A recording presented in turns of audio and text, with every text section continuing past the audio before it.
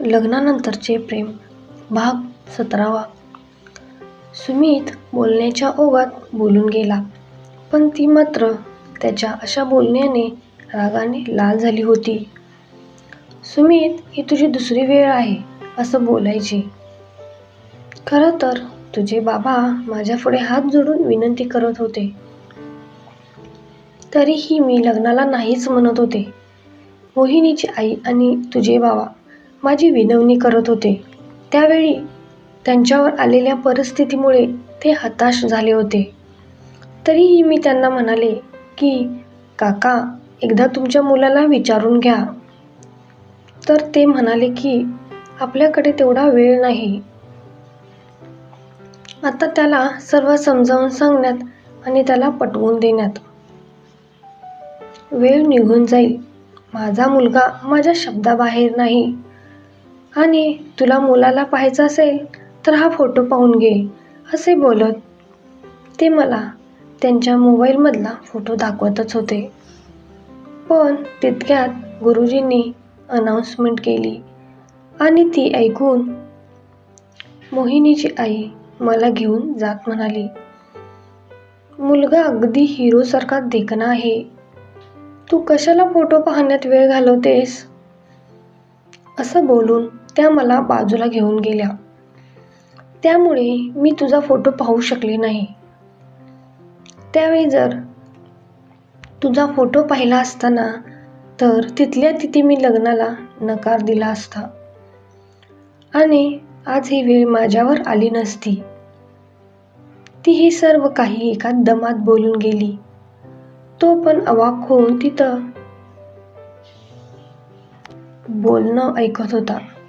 Sorry, मला तुला दुखवायचं नव्हतं ग. मी तुझी मस्करी करत असंच बोलून गेलो. प्लीज माफ कर ना. तो तिच्या डोळ्यात पाहत म्हणाला, हो, पण मी मस्करी करत नाहीये. तू तुझ्या मनात येईल असं आणि तेव्हा मला बोलशील. तुझं असं उठसूट बोलणं मी ऐकून घेणार नाही. आणि तुला माझा इतकाच तिटकार आला असेल ना, तर तुझ्या आईबाबांना सांग. मी उद्याच तुझं घर सोडून तुझ्या आयुष्यातून निघून जाईन. ती रागातच बोलत होती. सुमितच्या मस्करीत बोलण्याचा परिणाम उलटच झाला. तो तर तिला चिडवायसाठी बोलत होता, पण तिने त्याचं बोलणं खूपच मनावर घेतलेलं दिसत होतं. तिचं असं तुटकपणे बोलणं ऐकून त्याचे पण डोळे पाणावले. खरंच तुला दुखवायचा माझा हेतू नव्हता. खरंच मी तुझी मस्करी करत होतो. तो व्याकुळतेने बोलत होता. पण त्याचं आधीच बोलणं तिच्या मनाला लागलं होतं. त्यानंतर दोघे पण शांतच होते. थोडं पुढे गेल्यावर त्याने गाडी थांबवली आणि एका फळाच्या दुकानातून फळे घेतली. ती नाराज होऊन शांत बसली होती. थोड्या वेळात दोघे पण तिच्या घरी पोहोचले. 5 माळाच्या छोट्याशा अपार्टमेंटमध्ये धनश्री बाबांचा 1 BHKचा फ्लॅट होता. धनश्रीला पाहून तिच्या आईबाबांना आणि अक्षयला खूपच आनंद झाला होता. ती पण त्याच्यासोबतच भांडण विसरून हसतमुखाने सर्वांशी बोलत होती. आईबाबांना भावाला भेटून तिला आनंद झाला. तो तर पहिल्यांदाच त्याच्या घरी आला होता. त्याला त्यांच्या घरी खूपच अवघडल्यासारखं झालं होतं, पण त्यानं तसं दाखवून दिलं नाही. कारण आधीच ती त्याच्यावर रागवली होती आणि त्यात त्यानं तसं दाखवलं असतं तर ती अजूनच रागावली असती. म्हणून तो आनंदी असल्याचं भासवत होता. धनश्रीच्या आईने त्या दोघांना चहापाणी दिले. संध्याकाळच्या जेवणाची वेळ झाली होती. त्यामुळे त्यांनी नाश्ता वगैरे काही बनवलं नव्हतं. बाबा सुमितला सर्वांशी खुशाली विचारत होते. तेवढ्यात शेजारच्या मोहिते काकू आल्या. अगं बबले, आलीस का ग? केव्हापासून आम्ही तुझी वाट पाहतोय. कशी आहेस तू? म्हणत त्या धनश्रीला तिची खुशाली विचारत होत्या. त्यांनी धनश्रीला बबली बोलल्यामुळे सुमित धनश्रीकडे मिश्किलपणे हसून हळूच म्हणाला, वा बबली, आणि तिच्याकडे पाहून गालात हसवत होता. अहो काकू, आता बबली नको ना बोलू. धनश्री कसं नुसतं तोंड करत मोहिते काकूंना हळू आवाजात म्हणाली, अगं सवयीने तोंडात आले. काकू पण आपली जीभ चावत म्हणाल्या. त्यानंतर लगेच माने काकू पण आल्या. दोघी पण धनश्रीला तिची खुशाली विचारत होत्या. तिचं असं अचानक लग्न झाले आणि तिच्या लग्नातली स्टोरी ऐकून सर्वांनाच तिची काळजी वाटत होती. त्यामुळे त्या दोघी तिची आपुलकीने चौकशी करत होत्या. त्या दोघी निघतच होत्या तर शेजारीच राहत असलेली धनश्रीची मैत्रीण राशी आणि तिच्यासोबत वर्षा पण आली. राशी, वर्षा आणि धनश्री लहानपणापासून सोबतच शिकत होत्या. आता त्या तिघी एकाच कॉलेजमध्ये होत्या. राशी आणि वर्षा या आत येताच त्यांना समोर सुमित बसलेला दिसला. त्या दोघी त्याच्याकडे डोळे फाडून पाहतच राहिल्या होत्या. अगं राशी, दुर्वा, या ना, अशा का उभ्या आहात? धनश्री त्या दोघींना आवाज देत म्हणाली. त्या दोघींना घेऊन ती बेडरूम मध्ये गेली. अगं धनश्री, हे जिजू आहेत का? कसले हँडसम दिसतायत गो, फिल्मी हिरो सारखे हँडसम आहेत. राशी आत येत म्हणाली. ए धनश्री, मजा आहे ग तुझी, म्हणजे एवढा हँडसम नवरा, वरून श्रीमंत पण आहे. तू तर काय मग राणीसारखं राज्य करत असशील ना तुमच्या घरी. काय ग, जिजूंचा स्वभाव कसा आहे? म्हणजे तुझाच समजत होता ना की श्रीमंत घरची मुलं बिघडलं असतात म्हणून विचारते. राशीने धनश्रीला भुवया उंचावत विचारलं. अगं छान आहे त्यांचा स्वभाव, ती कोरडेपणाने म्हणाली. खरं तर तिला आधीपासूनच श्रीमंत घराच्या मुलांबद्दल गैरसमज होता. तिला वाटायचं की श्रीमंत घरची मुलं फक्त बापाच्या पैशावर ऐश करतात आणि त्यात सुमित आणि तिचं रस्त्यात झालेलं भांडण, त्यामुळे तिच्या मनातून त्याच्याविषयीचा राग काही अजून गेला नव्हता. अगं नुसतंच छान काय, अजून सांग ना जिजूंविषयी. वर्षा तिला गप्प बसलेलं पाहून म्हणाली. सर्व सांगते, पण तुम्ही जेवण करून आला असाल ना? तुमच्या जिजूंना अजून जेवायचं आहे. मी जेवण करून येते आणि मग आपण हवं तर रात्रभर गप्पा मारत बसूया. बरं तू जा, पण आम्ही इथे बसून तर काय करू? त्यापेक्षा तुम्ही तुमचे जेवण आवरून घ्या, आम्ही दोघी थोड्या वेळाने येतो. त्या दोघी पण उठत म्हणतात. ठीक आहे, मी पटकन माझं जेवण आवरून घेते, त्यानंतर आपण बोलत बसूया. धनश्री त्यांना बाय करत म्हणाली. त्यानंतर सर्वजण जेवण करायला बसले. आई सर्वांना जेवण वाढत होती. आईने सर्व जेवण धनश्रीच्या आवडीचं बनवलं होतं. धनश्रीचं आल्यापासून सुमितकडे बिलकुलच लक्ष नव्हतं. तो बिचारा कधी अक्षय तर कधी तिच्या बाबांबरोबर टाइमपास करत होता. खरं तर त्याला परत जायचं होतं, पण आता खूप वेळ पण झाला होता आणि आधीच त्याच्या बोलण्यामुळे नाराज झालेली धनश्री आता कुठे ठीक होती. त्याला वाटत होतं तो तिला सोडून गेला तर ती पुन्हा आपल्यावर नाराज होईल, म्हणून त्याने तिच्यासाठी आजच्या दिवशी इथेच थांबायचा निर्णय त्यानं घेतला. जेवण झाल्यावर ती आणि तिची आई दोघी गप्पा मारत किचनमधलं काम आवरत होत्या. इकडे सुमित आणि बाबा हॉलमध्ये गप्पा मारत बसले होते. अक्षय पण येऊन त्यांच्या बाजूलाच बसला. अक्षयने या वर्षीच 10वीची परीक्षा दिली होती. अक्षय, कधी आहे रिझल्ट? पास होणार ना?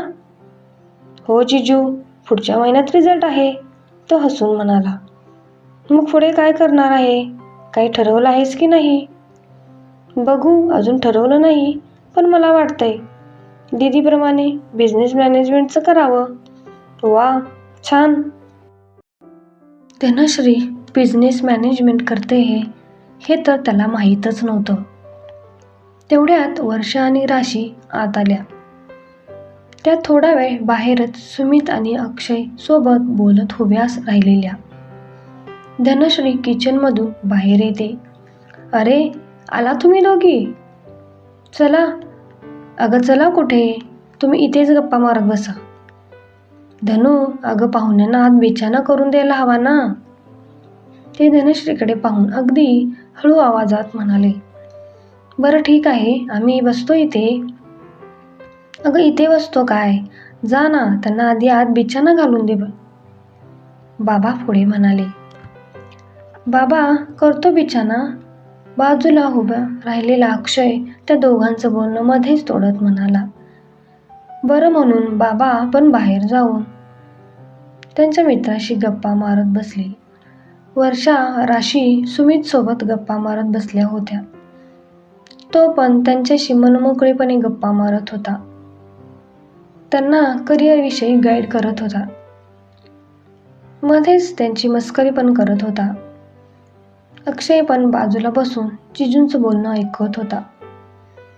त्याने अक्षयला पण त्याला ज्या गोष्टीची आवड आहे त्यातच करिअर कर म्हणून त्याने अक्षयला सल्ला दिला. राशी आणि वर्षाला तर त्यांच्याशी गप्पा मारायला खूपच आवडलं होतं. राशी सुमितकडे पाहत, जिजू, तुम्ही एवढे हाय प्रोफाईल असून पण आमच्याशी किती छान बोलत आहात आणि आम्हाला करिअरविषयी पण किती छान मार्गदर्शन तुम्ही केला. आणि आपल्या धनश्रीला याआधी श्रीमंत लोकांची ॲलर्जी होती. राशी सुमितकडे पाहून डोळे मिचकावत म्हणाली. तसा धनश्रीने एक फटका राशीच्या पाठीवर मारला. जिजू, चला आपण झोपायला जाऊया. यांच्या गप्पा काय रात्रभर संपायच्या नाहीत. हो हो, चल, सकाळी लवकर उठायचं आहे. त्याने हातावरच्या वॉचमध्ये वेळ पाहत पटकन उठला. जिजू, बसा ना अजून थोडा वेळ. नाही, आता झोप पण आली आहे आणि आम्हाला सकाळी लवकर निघायचं आहे. तुम्ही बसा, पण जरा हळूहळू बोला. तो जाता जाता त्यांना गुड नाईट म्हणून अक्षय सोबत बेडरूममध्ये झोपायला गेला. धनश्रीचे बाबा पण बाहेर त्यांच्या मित्रमंडळींसोबत गप्पा मारत बसले होते आणि तिची आई तर अजून पण किचनमध्ये काहीतरी काम करत होती. धनश्री, तू खरंच खूप लकी आहेस. सुमित सारखा हँडसम आणि हुशार समजूतदार नवरा तुला मिळालाय. राशी सुमितचं कौतुक करत होती. खरं सांगू का राशी, आज सुमितला भेटल्यापासून असं वाटतंय की का त्या दिवशी धनश्रीच्या जागेवर मोहिनीच्या लग्नात मी असायला पाहिजे होते. सुमित सारखा हँडसम नवरा मला मिळाला असता. वर्षा वर पाहत म्हणाली. हो हो वर्षा मॅडम, जमिनीवर या. राशीने तिला फटका मारला. बघ ना, म्हणजे एखाद्या सिनेमासारखं अचानक धनश्रीचं लग्न सुमित सोबत काय होतं आणि सुमित सारखा राजपुत्र धनश्रीच्या वीरान जीवनात काय येतो. त्या गोष्टीतल्या सिंड्रेलाप्रमाणे वर्षा स्वप्न पाहत बोलत होती. आई सिंड्रेला, बाद झाला आता. चला, झोप आली आहे. तिला पण झोपू दे, त्यांना सकाळी लवकर जायचं आहे. हो ग, चल, बघ किती वेळ झालाय. माझी आई तर दरवाजा बंद करून झोपली असेल. Bye Dhanashri, good night. Rashi Varsha दोघी पण धनश्रीला बाय करून निघाल्या. Bye, good night. धनश्री त्या दोघींना दरवाजात सोडायला जात म्हणाली. धनश्रीने आत येत बाबांना आवाज दिला. आई पण तिचं आवरून बिछाना घालत होती. आई, अगं एवढा वेळ किचनमध्ये काय करत होतीस? तुम्ही सकाळी लवकर निघणार आहात ना, म्हणून जरा तुमच्या नाश्त्याची तयारी करून ठेवली. काय ग धनश्री, कसे आहात तुझ्या सासरचे लोक? म्हणजे आपल्या आणि त्यांच्या राहणीमानात खूप फरक आहे ना, म्हणून म्हटलं. तुला त्यांच्या चालीरीतींशी जुळून घेताना अवघड जात असेल ना. आई तिला काळजीच्या सुरात म्हणाली. नाही ग आई, मला काहीही जुळून घ्यावं लागत नाही. मी तुला फोनवर म्हणाले ना, अगं त्यांच्या घरात प्रत्येक कामाला नोकर चाकर आहेत. उलट मलाच तिथे बसून बसून कंटाळा येतो. आणि त्या घरातल्या माणसांचं म्हणशील तर सर्वजण खूप समजूतदार आहेत. आई, आजी आणि आत्या तसे सगळे मला प्रत्येक गोष्ट समजावून सांगतात. आणि बाबा तर माझ्याशी अगदी मुलीप्रमाणेच वागतात. आणि प्रियाच्या रूपाने तर मला त्या घरात एक मैत्रिणीच मिळाली आहे. धनश्री सासरच्या माणसांचं आईला कौतुक सांगत होती. बाबा पण बिछाण्यात पडून त्या दोघींचं बोलणं ऐकत होते. तू खुश आहेस ना, म्हणजे झालं. अगं पण तू सर्वांचं कौतुक केलंस, पण जावई बापूंबद्दल काहीच सांगितलं नाही. बाबा मध्येच हळू आवाजात म्हणाले. अहो बाबा, मला वाटलं तुम्ही झोपला असाल. धनश्री चकित होऊन म्हणाली. हो ग धनू, जावई बापू तुझ्याशी प्रेमाने वागतात ना.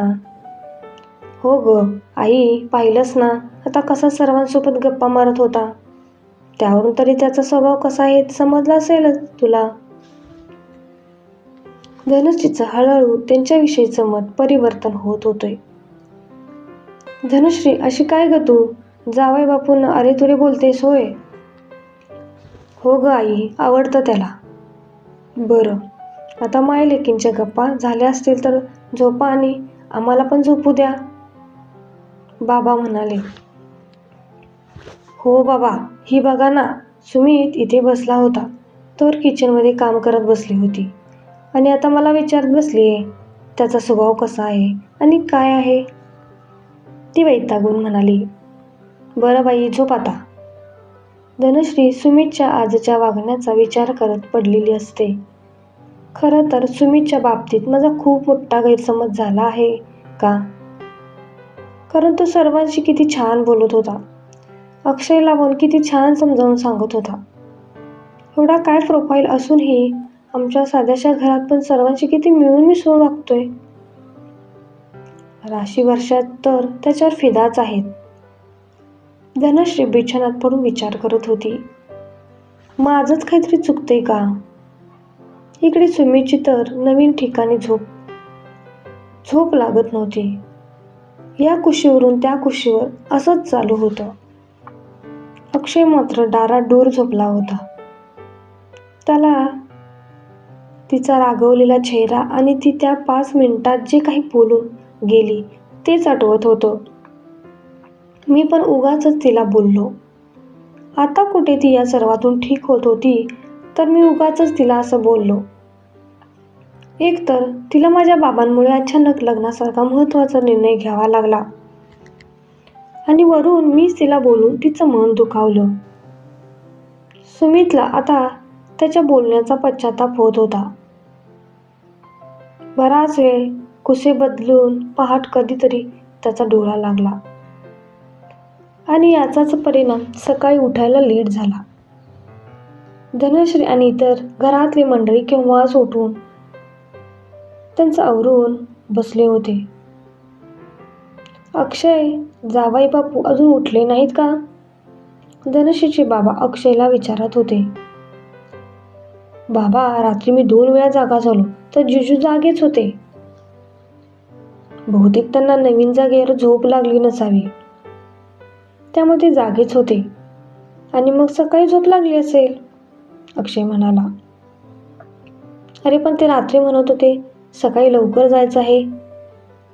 धनश्री, त्यांना काय महत्त्वाचं काम असेल तर जा बाळा, त्यांना उठव जा, बाबा म्हणाले.